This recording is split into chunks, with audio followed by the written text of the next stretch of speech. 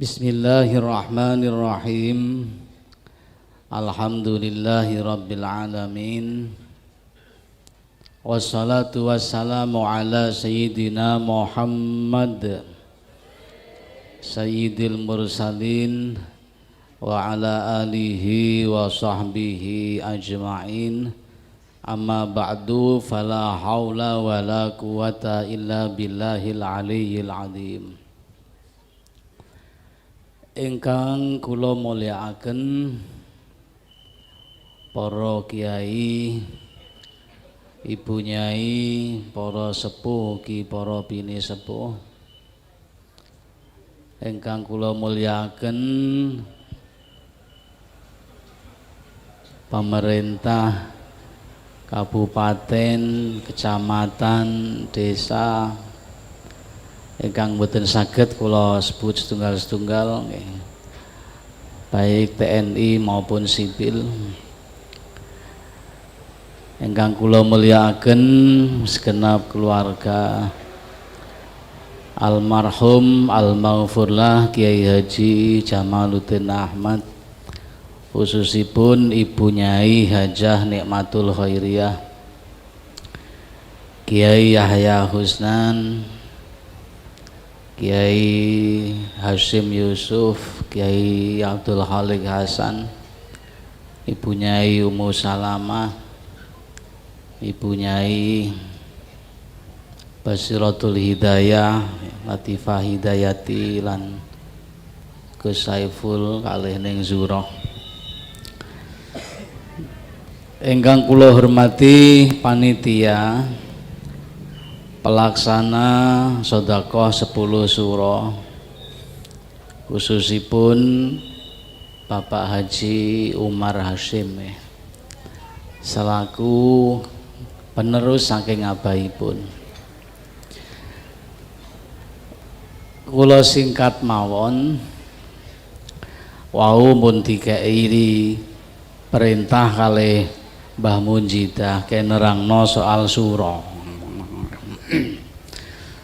Suro niku asal muasale memang kathah kejadian-kejadian ingkang istimewa ingkang terjadi tenggene hari Asyura.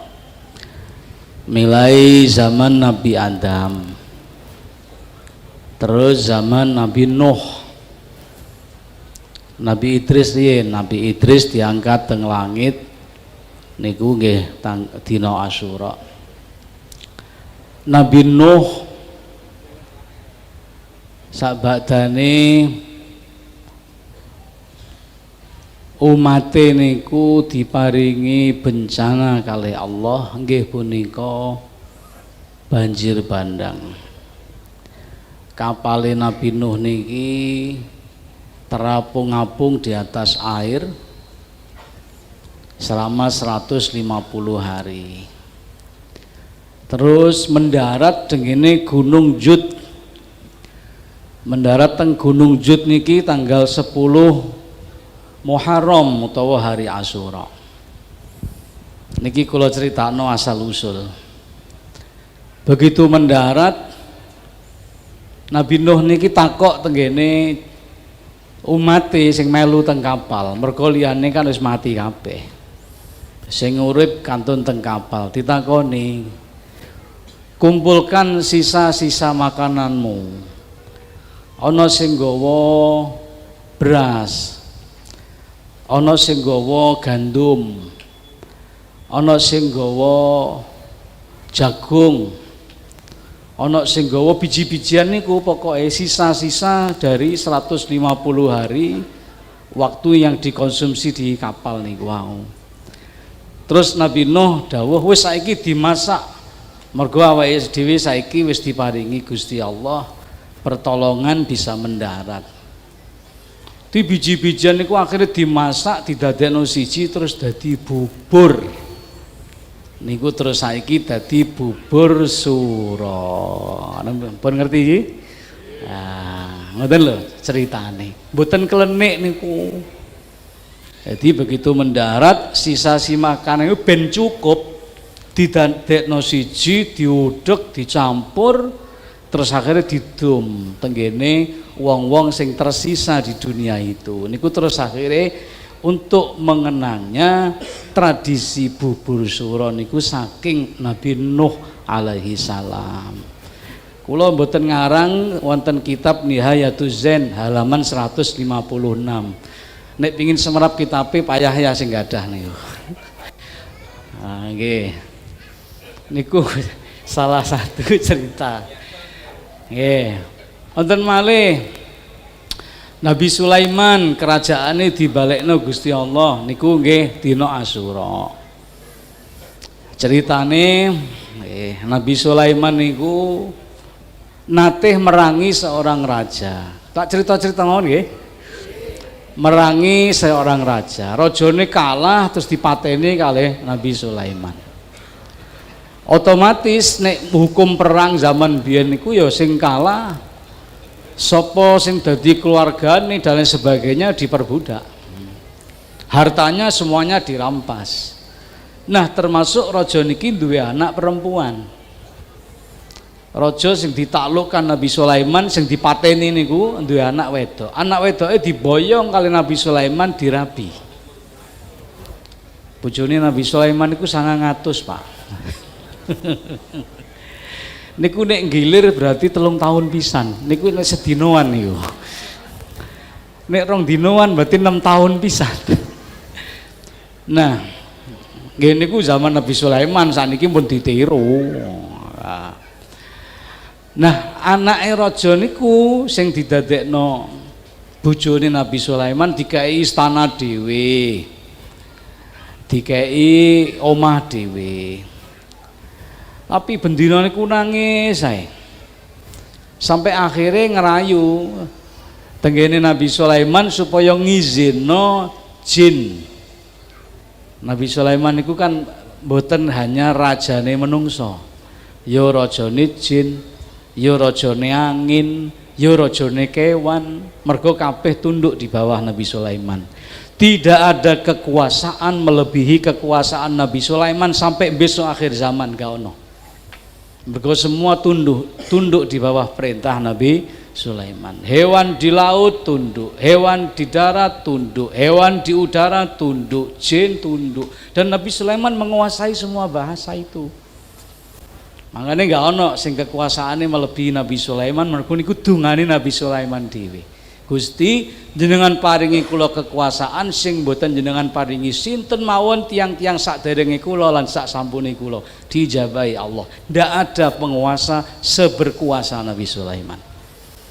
Nah, niku terus ngerayu teng Nabi Sulaiman supaya salah satu jine niku ngrupa dadi bapake arek wedok niku wau. Mergo arek wedok niku rumangsa sedih adoh saking keluargane. Ngoten ngetes ngrupa jin kan iso ngalih rupa ngrupa dadi bapake. Mari ngono jine mbeling mari ngrupa dadi bapake terus digawekno patung, wis tak gawekno patung ae. Karo jine digawekno patung, patune rupane kaya bapake. Akhire karo arek wedok niku wau disembah patunge. Sampai 40 dina main Nabi Sulaiman digawe nyembah patung. Dan ceritanya terus karo Gusti Allah dihukum dalam tanda petik. Dihukumnya terus pundi satu ketika Nabi Sulaiman niku pas teng jeding ali-aline dititipno salah satu garwa. Nabi Sulaiman memiliki kekuasaan yang sedemikian dahsyat niku kalih Gusti Allah dikai tenger ali-ali. Ali-ali cara gampangane jimat. Nah, ali-ali niku nek ana tulisan lafdzul jalalah nama Allah gak oleh digawa teng jeding.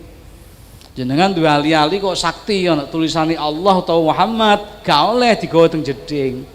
Kudu didekek njaba. Nek kadung kebacut nang jeding piye?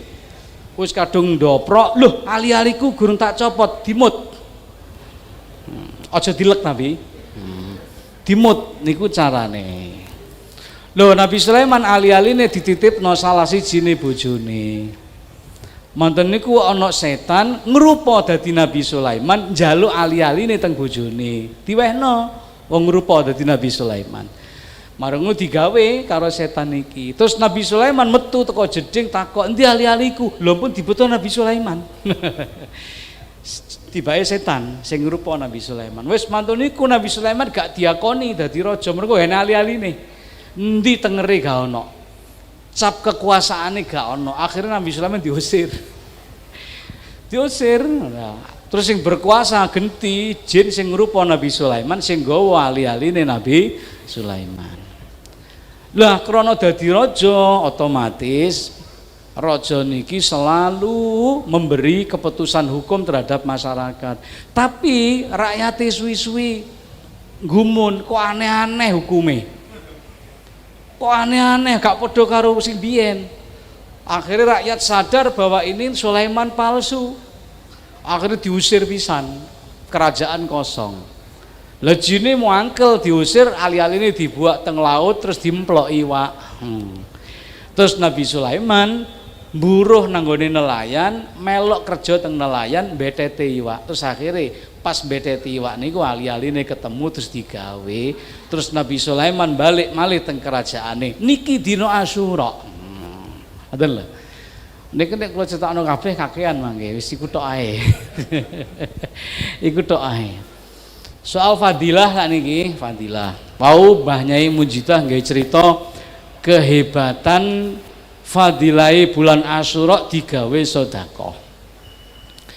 Tenggene daerah Iran niku ana provinsi jenenge Roi. Nek Indonesia Riau. Indonesia ana provinsi Riau, teng Iran niku ana provinsi jenenge Roi. Niku zaman biyen nggih. Nah, satu ketika pas pada bulan Asyura ono salah satunya orang miskin piyambake duwe anak akeh mara tenggene gubernur utawa hakim, nek tenggene kitab disebut qadhi. Mbuh padanane qadhi niku apa? Ya wis hakim lah, hakim utawa gubernur. Mara tenggene gubernur Roy, "Ya Tuan, ini adalah hari Asyura. Saya punya banyak anak-anak di rumah yang miskin, yang tidak punya apa-apa. Mbok yo, aku dikirimi, diwehi beras 10 kilo, daging 10 kilo, karo duit 2 dirham. 2 dirham niku nek cara saiki 400.000. Mestine besok ini santunan kaya iki 10 kilo karo 200.000. Pun. Muga-muga mawon jenengan ndongaaken. Muga-muga mawon nggih. Taun niki mawon kula diceritani panitia kula bungah sanget. Dadi sing disantuni jumlahe pancet, sing nyantuni nambah. Nek saged tahun ngarep sing disantuni jumlahnya berkurang, mergo berarti wis mentas. Sing nyantuni nambah, maka santunannya supaya lebih banyak, lebih banyak, lebih banyak. Ngoten lho. Nah iki mawon jumlahe sing nyantuni wis nambah 50, alhamdulillah. Sing disantuni pancet, alhamdulillah, minimal ojo tambah. Nek tambah kan berarti sing melarat tambah. Ngoten. Akhirnya si raja, si gubernur Roy muni ngene, engko mari duhur mrene. Pulanglah laki-laki ini kepada anak-anaknya. Anak-anaknya durung sarapan takok, "Bapak, pundi panganane? Pundi segone?" Bapake ngomong, "Sing sabar nak, engko dinteni mari duhur, karo gubernur dijanjeni mari duhur." Bakda duhur berangkat malih tegene gubernur. Gubernure muni, "Engko rene oneh mari asar." Anake padahal durung mangan. Anake wis jerit-jerit, "Lho Bapak, dereng maem kula luwe Bapak." Ya nek wong gedhe kena dikandani, lah nek arek cilik wong luwe. Luwe ya jerit-jerit, "Bapak kula luwe." "Sik nak, sabar," jari gubernur, "kon mara kok barasar." Ngoten. Kon marane barasar. Akhire mari asar budal. Budal mriko malah durung asar wis diobrak-obrak mbek anake, "Bapak ndang berangkat, Bapak ndang berangkat." Budal barasar tenggene omahe gubernur Roy. Terus gubernur muni ngene, sik durung enek engko rene mari maghrib. Masya Allah, disemayani ket esuk duhur asar maghrib. Maghrib sedeke wis gak tega mbek anake, anak wis kelejetan semua, nangis gak karo-karoan. Terus akhirnya maghrib mara meneh teng gubernur iki. Lah kok gubernur muni ngene, lho awakmu gak oman wis entek. So wedi bapake. Nek ngomongi wong tuwek gampang, nek ngomongi arek cilik sing keluwen piye carane? Nangis bapake niki nangis. Muter kota ambek nangis, terus ana omah dhek ndeprok nang ngarepe omah ambek nangis. Tibake sing duwe omah metu. Pak, sampean kok nangis ana apa? Sing duwe niki wong Kristen. Sing duwe wong Kristen, cerita niki ada di dua kitab, Pak. Tengene kitab Nuzatul Majalis ya ana, tengene kitab An-Nawadir ya ana, tapi gak disebut jenenge sapa. Wong Kristen niki jenenge sapa? Tapi kalau nate abah niku nyeritakno niki disebut jenenge Saiduk. Mbah teko endi dasare? Jarane abah jenenge Saiduk. Nah wis saiki melu versi niki mawon. Wong Kristen metu jenenge Saiduk. Takok, "Apa sama nangis?" Begitu noleh ngerti nek wong Kristen, wong lanang niku muni ngeten, "Wis gak usah takok-takok, iki urusanku." Iki urusanku, dhek wong Kristen wis gak bakal paham sura-sura ya. Terus akhirnya gak ngono, awakmu apa kok nangis bek menawa aku iso mbantu. Terus cerita anak-anake, cerita nang gubernure, cerita nek iki dina Asyura, cerita akhirnya gak diwehi. Akhirnya terus muni ngene, dina Asyura iku apa? Diceritakno. Nek wong Yahudi paham, Pak, dina Asyura, nek wong Kristen mboten paham. Nek wong Yahudi paham, Asyura niku napa paham wong Yahudi. Mergo Nabi Musa niku biyen dislametno Gusti Allah nggih pas Asyura. Dari Sungai Merah, dari Laut Merah, dan Firaun ditenggelamkan juga Asyura. Nek wong Yahudi paham. Tapi wong Nasrani mboten paham. Diceritakno Asyura niku ngeten. Lah kok wong Kristene muni ngene, wis ngene. Demi kehormatan hari yang kamu yakini sebagai hari yang mulia, sing mbok jaluk nang gubernur aku sing wehi, beras 10 kilo tak wehi, daging 10 kilo tak wehi, duit tak tikel 10 kali lipat, tak wehi 200, tak wehi 20 dirham. Sing asali 400 dikai 4 juta. Wis ora trimo Asyura tok. Setiap bulan kamu kesini akan saya kasih dengan jatah yang sama. Saya kasih dengan jatah yang sama. Wis mulya. Mulih wis anak-anake seneng gak karo-karuan. Terus anak-anake ndonga ngeten, "Ya Allah, sebagaimana Engkau beri kebahagiaan kepada kami, Engkau segerakan kebahagiaan bagi orang yang membahagiakan kami, ya Allah." Dungane anake ngoten. Malamnya Gubernur Roy ngipi. Ketika dia mendongak ke atas, ada 2 istana yang sangat megah. Sing siji terbuat dari emas, sing siji terbuat dari perak. Wis mboten usah dibayangno Mas sampean gedhek. Niki emas terus perak, ya Allah. Terus ndek iku takok, "Niki gene sinten?" Terus ana swara, "Sakjane nggonmu. Sakjane nggonmu.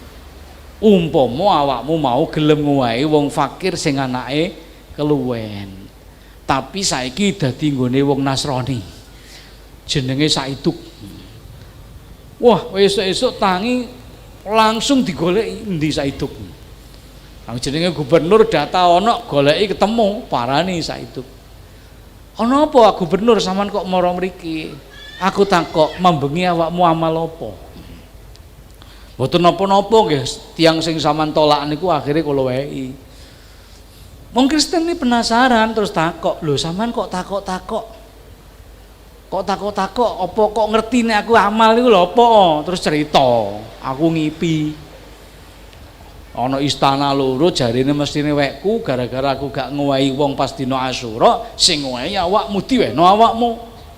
Wis ngene ae saiki dipetung. Amalmu tak tuku 2000 dirham. Amalmu mambengi tak ijoli dhuwit 2000 dirham. Jari wong Kristen, oh ndak bisa.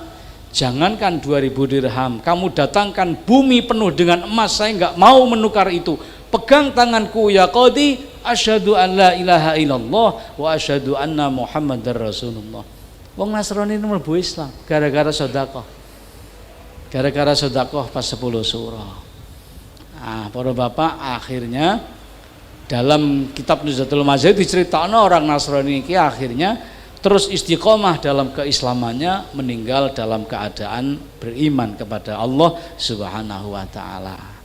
Mugi-mugi mawon kita sing menghormati bulan tanggal 10 Muharram ini dijaga imane kali Allah Subhanahu wa taala, dijaga imane, dijaga islame sampai mangke kepanggih kalian Allah Subhanahu wa taala. Pun niku sing nomor kalih ceritane. Para bapak, para ibu ingkang minulya, terus mau masalah anak yatim.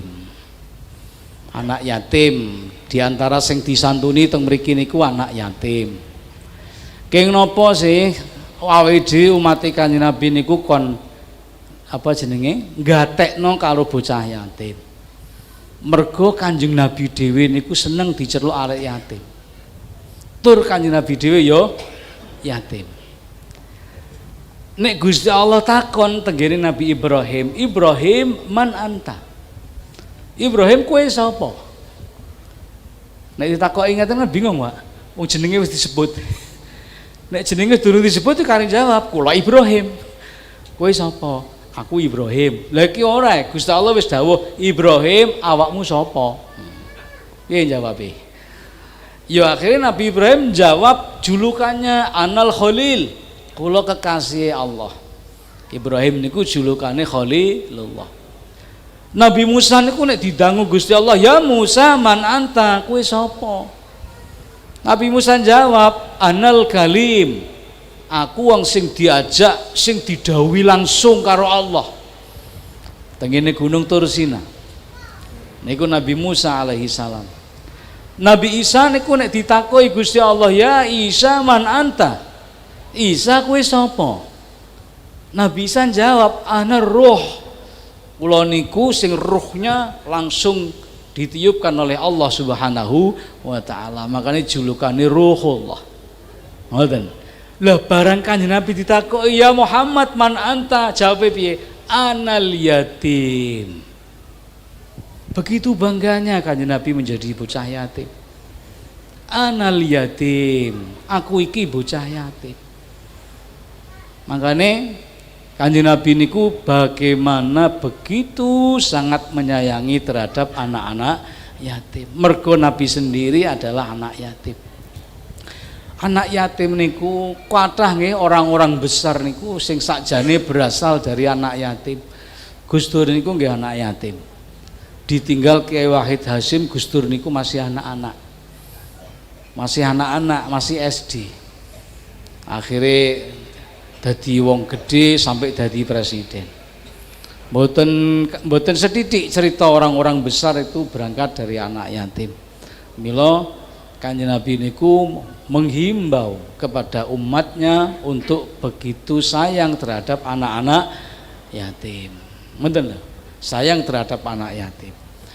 Wonten salah satu imam besar jenenge Abdullah bin Mubarak.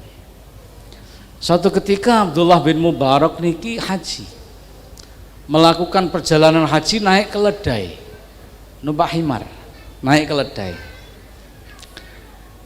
Pas dugi di satu tempat, Abdullah bin Mubarak nemoni ana wong wedok setengah baya, hati umur 50-an ngoten lah.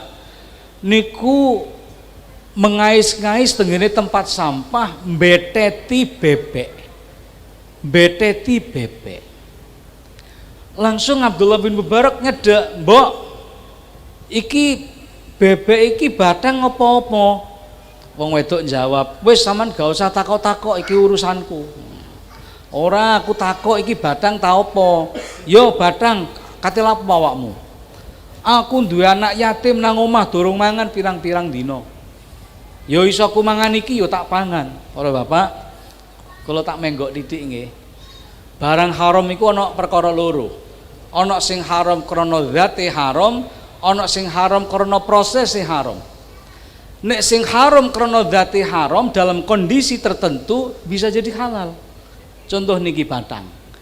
Batang niki haram gawe wong sing duwe.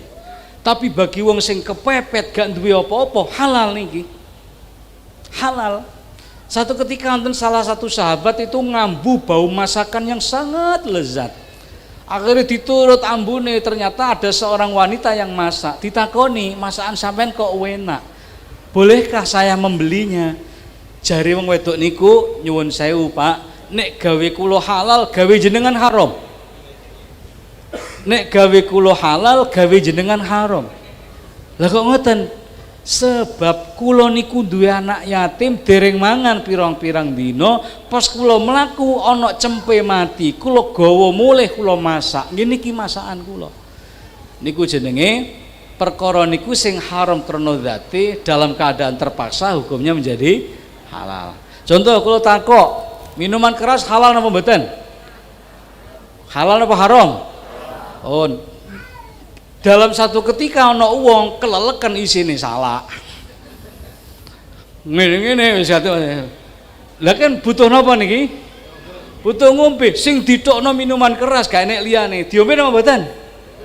Halal mboten? Halal. Mergo nek gak ngombe mati. Lha niku jenenge ana perkara niku sing dzatiyae halal, haram, tapi karena satu kondisi bisa menjadi halal. Tapi nek sing halal karena prosesnya, haram karena prosesnya mboten iso dadi halal. Contoh, ayam niku sing dibeleh dengan baik halal napa haram? Halal napa haram? Nek nyolong haram. Sampai kapanpun tidak bisa berubah jadi halal dengan alasan melarat. Yo ngapunten kula sakniki melarat sagete nyolong, tetep gak iso halal. Tetep gak iso halal. Nek batang jek iso halal. Babi jek iso halal. Kerek jek iso halal. Nek wonge kepepet. Tapi lek nyolong gak iso halal. Sampai kapanpun gak iso halal. Makanya Kanjeng Nabi niku kan wong fakir niku nek cara Kanjeng Nabi wong hebat-hebate wong mergo dungane paling mandi. Luwih mandi dungane wong fakir timbang dungane wali. Tapi wong fakir sing sabar. Ngoten lho.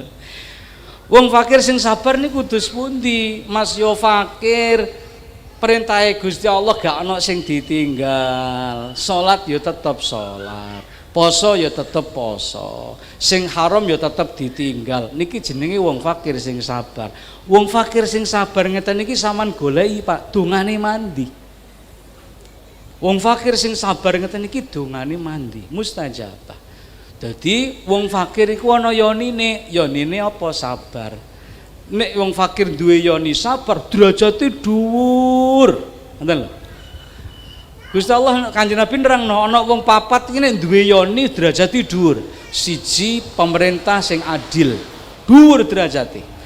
Satu hari hidupnya pemerintah orang yang adil, di wong iku sing dadi pejabat sing adil, hidupnya niku ngalah-ngalahi wong ahli ibadah.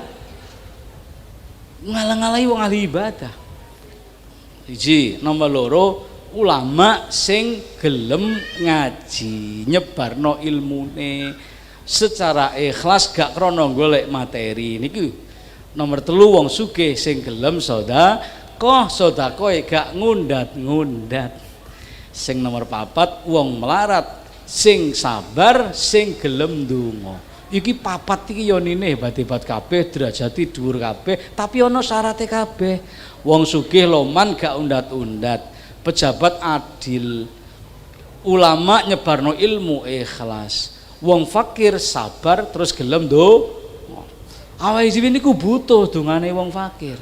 Wis nerusno critane Abdullah bin Mubarak wau. Akhirnya Abdullah bin Mubarak niku ternyuh Pak, terharu. Piye sih wong duwe tanggungan anak-anak gak duwe apa-apa. Akhirnya Abdullah bin Mubarak niki terus teng pasar, bekale kabeh ditukokno panganan, ditumpakno khimare, keledainya.